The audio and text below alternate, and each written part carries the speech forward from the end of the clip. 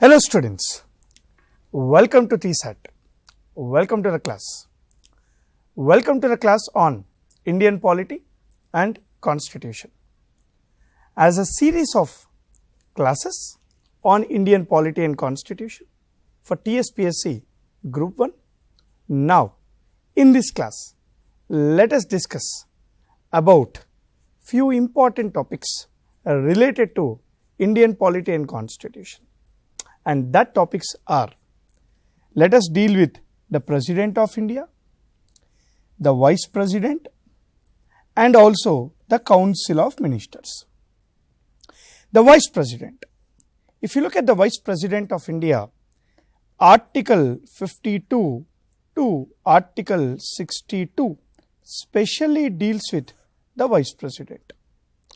Article 52 in fact say that there shall be a President for India. President of India is the nominal executive. Who is he? He is the nominal executive. President of India is the nominal executive. The Prime Minister and Council of Ministers are the real executives. So let us today deal with the President of India, who is utmost important constitutional head or constitutional authority in this country. And after President of India, in this class, now let us also discuss about one more important constitutional position called Vice President. Article 63 of the Constitution says there shall be a Vice President for India. According to the Constitution of this country, the Vice President has two major functions, which is discussed in Article 64 and Article 65. According to Article 64 of the Indian Constitution, the Vice President is the ex officio chairman of Rajya Sabha. Who is the chairman of Rajya Sabha? The Vice President is the ex officio chairman of Rajya Sabha. And according to Article 65 of the Constitution, the Vice President shall act. See, I am repeating this word, shall act for a temporary period of not more than 6 months as the President of India in case of the vacancy of the President.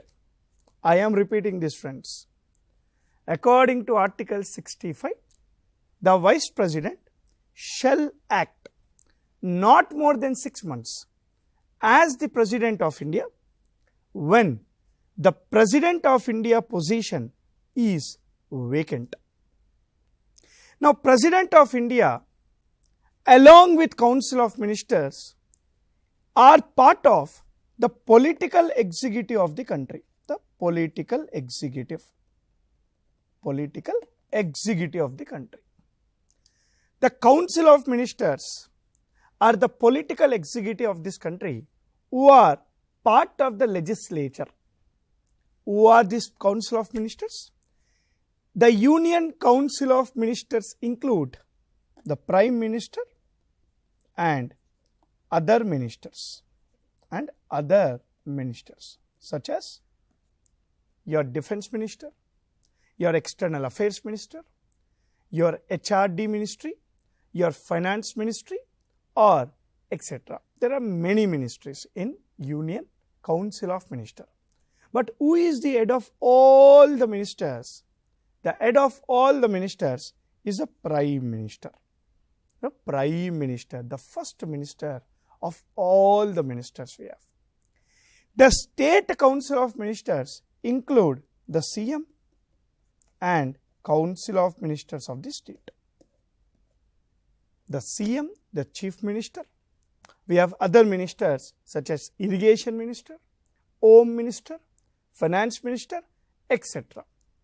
These members of the legislature who hold each ministry is something referred to as portfolios. each ministry hold a portfolio. Portfolio is something which is specific in nature. So these three concepts which we are going to see in this class. These three concepts are very important because all these three are majorly part of Part 5 of the Indian Constitution. They are part of Part 5 of the Indian Constitution. Let's not waste more time. Let's get into the first question with regards to these three constitutional authorities. Look at the first question, friend. If you look at the question, see, our main intention to have these classes is to make you understand two things. One, how the questions are framed, in what way Tspsc will ask questions. Secondly, when you are reading the subject, how you need to think in prelims Tspsc Group 1 perspective. This is our intention, friends. So look at the first question now. Consider the following and choose the correct statement. See, whenever you feel any word which is important, you need to round it. Even when you are giving your exam on October 16th. Consider the following and choose the correct statement. Look at the first statement. Article 52 of the Constitution says there shall be a president for India. The president of India is the de facto head of the Indian state. Look at the two statements. The first statement is absolutely correct. Why? Article 52 of Part 5 of the Constitution says, there shall be a president for this country. There shall be a president for this country. But look at the second statement. There are two types of legal terminologies. The first one is called de facto. The second one is called de jure. These two are different terms. De facto is nothing but real. De jure is nothing but nominal. In India, there is a real executive and also nominal executive. In India, the constitutional authority who is called the real executive is the Council of Ministers, including the Prime Minister. Then who is the de jure nominal executive or nominal head? The President of India. Meaning, this statement is wrong because President of India is a de jure head, not a de facto head. So, the answer for this is A, one only. These types of words are very important while reading the subject. Any general study subjects has different terminologies. I request every student to pen down all the terminologies you know.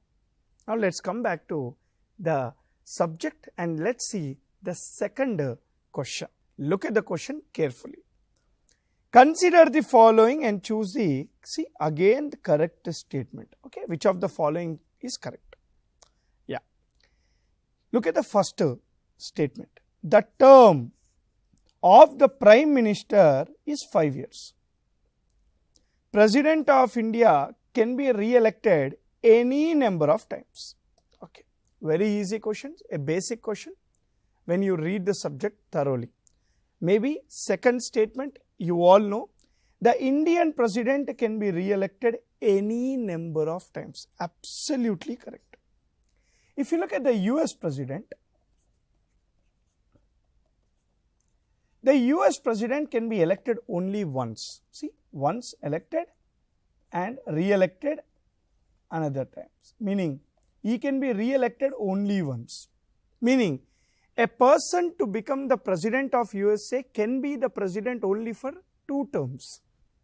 The term of the US president is 4 years. The term of the Indian president is 5 years. And the president of India who is there for 5 years can be re-elected for any number of times. No problem. Now look at the first statement. The term of the prime minister is 5 years. See, it all depends upon he proving his majority in Lok Sabha. If prime minister failed to prove his majority in Lok Sabha, he cannot continue as the prime minister. Meaning, the president can remove the prime minister any time if he fails to prove his majority in Lok Sabha. Meaning, there is no fixed term for prime minister. This is a wrong statement. Why? There is no fixed term for PM. The president can remove the prime minister any time if he is not able to prove his majority in Lok Sabha, the lower house. So, prime minister as a member of parliament may be as a term, but prime minister as a prime minister, no fixed term. Remember this for your exam. So, answer is B here, only 2. So, this is your next question. Now, let's go to the next question, friends. Simple question, direct question, but not easy because you need to remember important articles. See, one question students keep on asking me is, sir, how many articles we need to remember? How to remember? See, I'll tell you one thing. You don't read the articles only to by heart or remembering it. You try to understand the concept of each and everything. And when you understand the concept, while understanding it, you get to know some articles. When you get to know that articles while understanding the concept, you store in your brain, permanent memory. That is how you need to remember things. Now look at this. Which article of the Indian Constitution deals with impeachment of President of India? What is the meaning of impeachment? Removal. The removal procedure. From where did we bring this impeachment process of President of India? US Constitution. We bought the removal procedure of the President of India from US Constitution. 53, 61, 55, 71. If you look at all the 4 options, all 4 options are somehow linked to President of India. But you need to choose which of the following is related to the impeachment of the President. Let us decode one by one. What is Article 53? Article 53 says, the President is the executive head of the government, meaning the entire business of the Parliament, the entire business of the government shall be taken under the name of the President of India. Every business of the government of India shall be taken under the name of the President of India. Is your option A, that is Article 53, which is a wrong answer. Because the question is all about impeachment. Now look at the second one.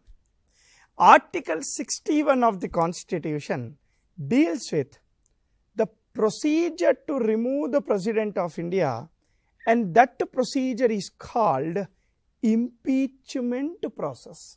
So, I hope you got the answer. Article 61 talks about the impeachment procedure. Okay. Look at the next option also. Let us see Article 55 as well. Article 55 goes along with Article 54.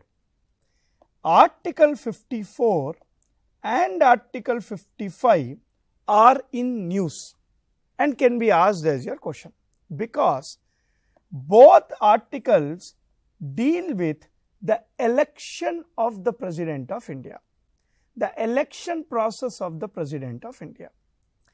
Article 54 talks about who participate in the elections of the President. Article 55 deals with how the President of India is elected. The procedure of election is discussed in Article 55. Who participate in the elections is discussed in Article 54. So, this is your Article 55. Now, what is Article 71? Very important, friends. According to Article 71, any election disputes with respect to President of India and the Vice President shall be taken directly in the Supreme Court. You need to remember this for your exam. According to Article 71 of the Constitution, the election dispute of the President and Vice President shall be taken directly to the Supreme Court of India, is what discussed in Article 71. So, this is your answer. The answer is B. Let's go to the next question. Yes.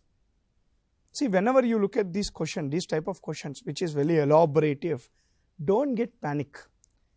These questions which are elaborative are actually very easy when you read it for thrice or 4 times or 5 times. So, I recommend you to read it for 4 or 5 times. Then it is very easy for you to guess the answer. Consider the following and choose the correct statement. Okay. The pardoning powers of the President of India is more than pardoning powers of the governor. Meaning, we all know that pardoning means excusing the convicted person or making sure the convicted persons are not punished, relieving the convicted persons. But pardoning is given by both President and also governor. Yes, we all know. But are the powers of the pardoning of President and governor same, or is there any difference? Look at the screen. Very, very important. Both President and governor has the authority to issue pardon. But President pardoning power is more than governor, because in 2 circumstances, governor has no authority in giving pardon. These are 1. Death sentence. Governor has no authority in pardoning a capital punishment, also called death sentence. 2. Any judgment given by martial courts. Martial court means military courts.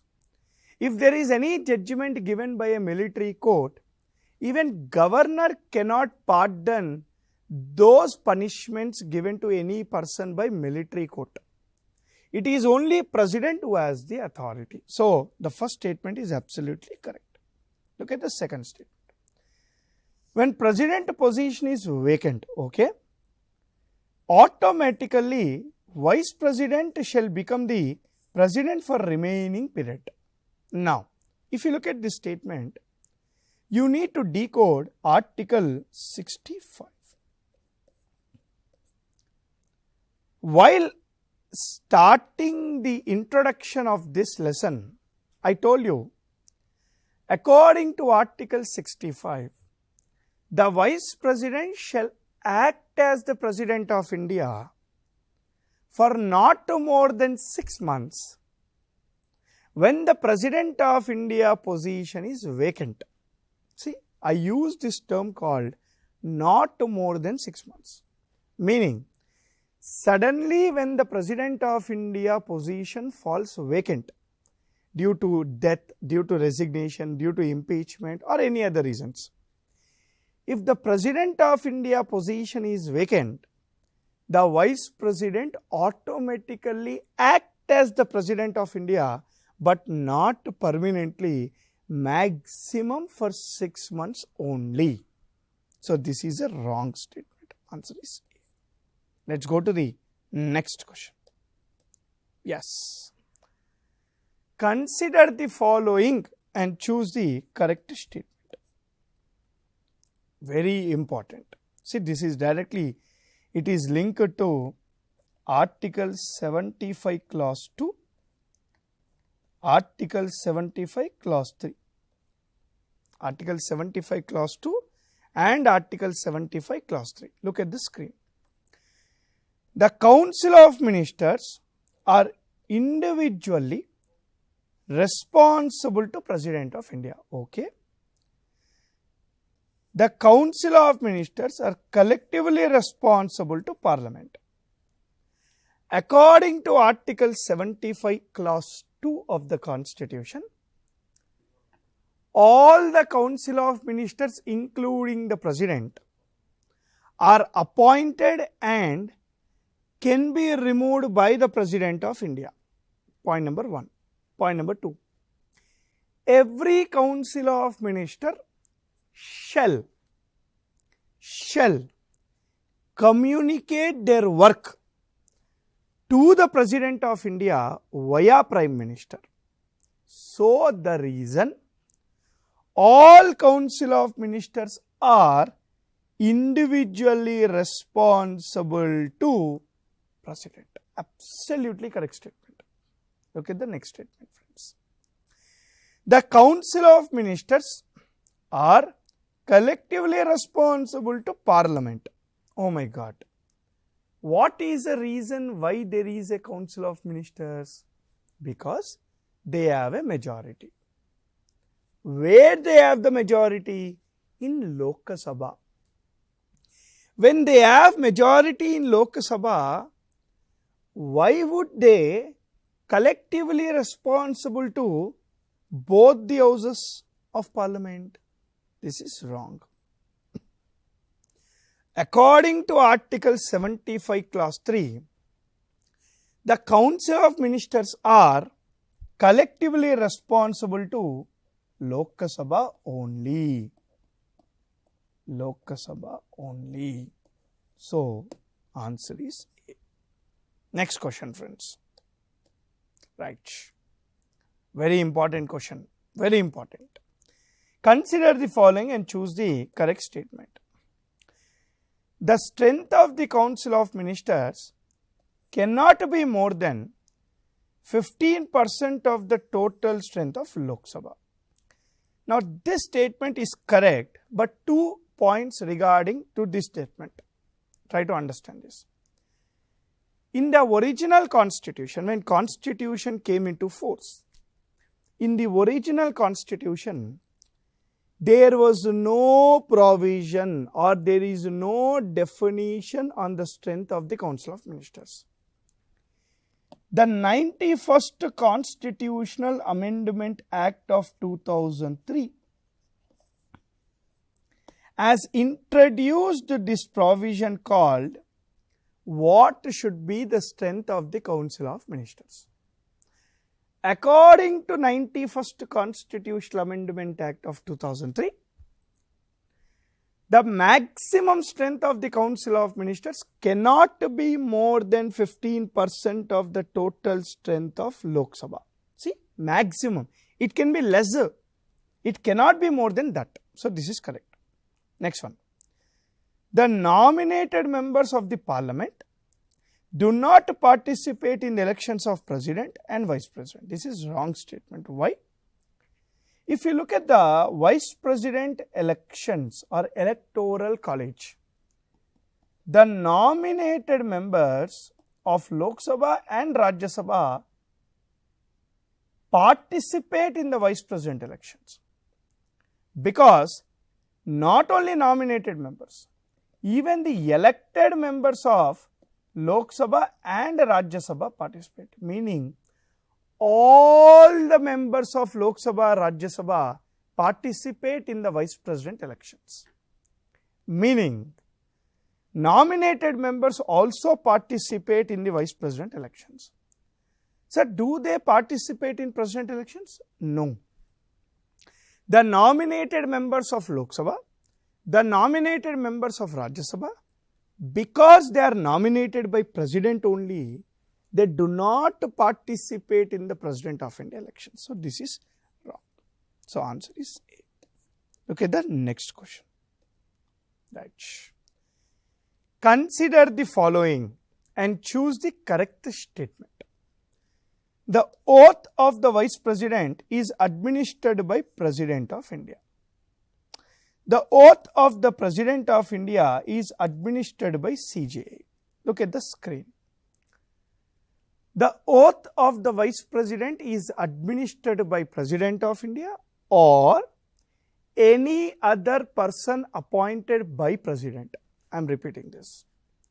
The oath of the Vice President is administered by the President of India or any other person appointed by the President. So, this is correct. Look at the second statement. The oath of the President is administered by CJI. This is also correct statement, but let me elaborate this for you. The oath of the President of India is administered by Chief Justice of India or the next senior most judge in his absence. If Chief Justice of India is absent, the next senior most judge will administer the oath of the President of India. So, answer is C. Very good. Next question. Right. Consider the following and choose the correct statement with respect, see, this is with respect to ordinance. What is the meaning of ordinance? Ordinance is a temporary law. According to Article 123, the President of India has authority to promulgate the ordinance. According to Article 213, the Governor has the authority to promulgate the ordinance. Now, let us see the statements. President can take back the ordinance any time before it is passed by both the houses. Correct?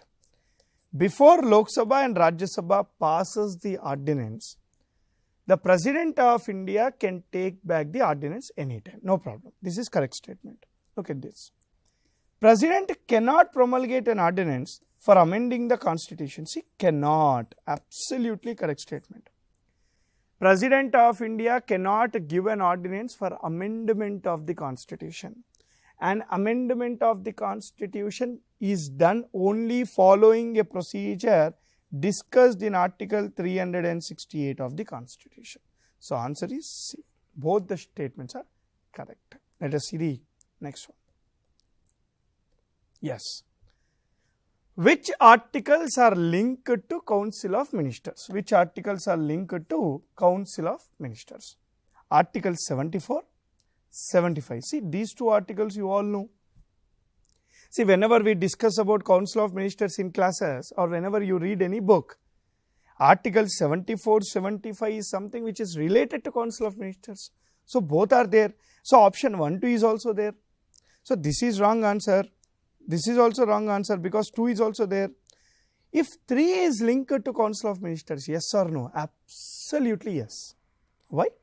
Because according to Article 78, all functions of Council of Ministers shall be communicated to the President of India via PM. So, the entire functioning of the Council of Ministers shall be communicated to the President via PM. So, this is C is the correct statement. Now, let us see the last question in this series of Indian Polity Group 1 Tspsc program. Look at the question carefully. Consider the following and choose the correct statement.